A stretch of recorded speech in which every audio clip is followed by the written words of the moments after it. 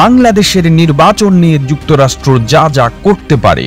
গতকাল প্রধান নির্বাচন কমিশনার দ্বাদশ জাতীয় সংসদ নির্বাচনের তফসিল ঘোষণা করেছেন। আগামী 7 জানুয়ারি ভোট গ্রহণ অনুষ্ঠিত হবে। নির্বাচন নিয়ে এক ধরনের অচলাবস্থা তৈরি হয়েছে। আওয়ামী লীগ এই নির্বাচন তফসিলকে স্বাগত জানিয়েছে। অন্যদিকে বিএনপি সহ বেশ কিছু রাজনৈতিক দল নির্বাচনের তফসিল প্রত্যাখ্যান করেছে। জাতীয় পার্টি এখন পর্যন্ত নির্বাচনের ব্যাপারে কোনো সুস্পষ্ট অবস্থান ব্যক্ত করেনি। এই নির্বাচনের ব্যাপারে মার্কিন যুক্তরাষ্ট্র দীর্ঘদিন ধরেই বাংলাদেশকে নানা রকম পরামর্শ দিচ্ছিল। গত 2 বছর ধরেই বাংলাদেশের আগামী জাতীয় সংসদ নির্বাচন অবাধ, সুষ্ঠু ও নিরপেক্ষ এবং অংশগ্রহণমূলক করার জন্য মার্কিন যুক্তরাষ্ট্র নানা রকম চাপ দিচ্ছিল।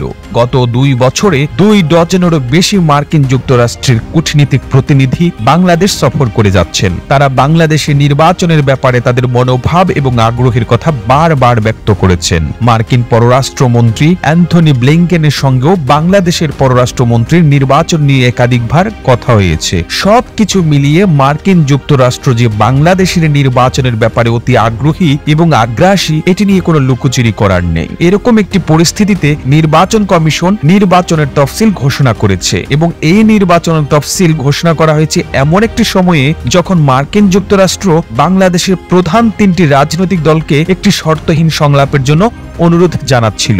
গতকাল সকালেই মার্কিন রাষ্ট্রদূত পিটার ডিহাস আওয়ামী লীগের সাধারণ সম্পাদক ওবায়দুল কাদেরের সঙ্গে দেখা করেন এবং সেখানে দক্ষিণ ও মধ্য এশিয়া বিষয়ক সহকারী পররাষ্ট্রমন্ত্রী ডোনাল্ড লুর একটি চিঠি হস্তান্তর করেন। তিনি এর আগে জিএম কাদেরের কাছেও একই রকম চিঠি হস্তান্তর করেছিলেন, যে চিঠিতে একটি শর্তহীন সংলাপের ওপর গুরুত্বারোপ করা হয়েছিল এবং অবাধ, সুষ্ঠু ও নিরপেক্ষ নির্বাচন নিশ্চিত করার লক্ষ্যে মার্কিন যুক্তরাষ্ট্র ভিসা নীতি প্রয়োগ করবে বলেও জানিয়ে দেওয়া হয়েছিল।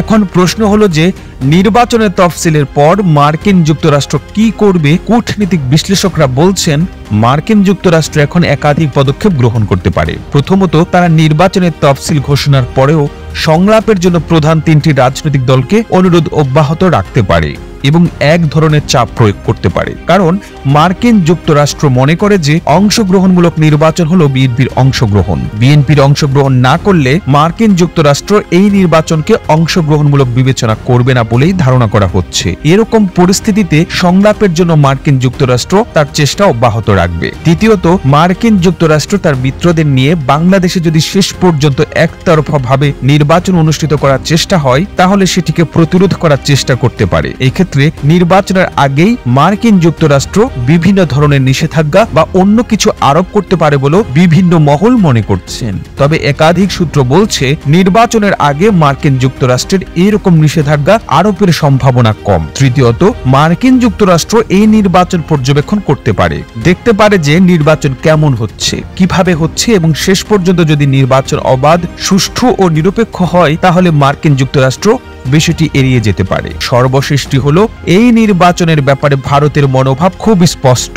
মার্কিন যুক্তরাষ্ট্র শুধুমাত্র মৌখিক কথাবার্তা, মৌখিক তৎপরতা দেখিয়ে শেষ পর্যন্ত নির্বাচনের ব্যাপারে ভারতের মনোভাবের সাথে একমত পোষণ করবে এবং 2014 বা 2018 সালের নির্বাচনের মতো বিলম্বে হলেও নির্বাচনের ব্যাপারে সম্মতি জানাবে।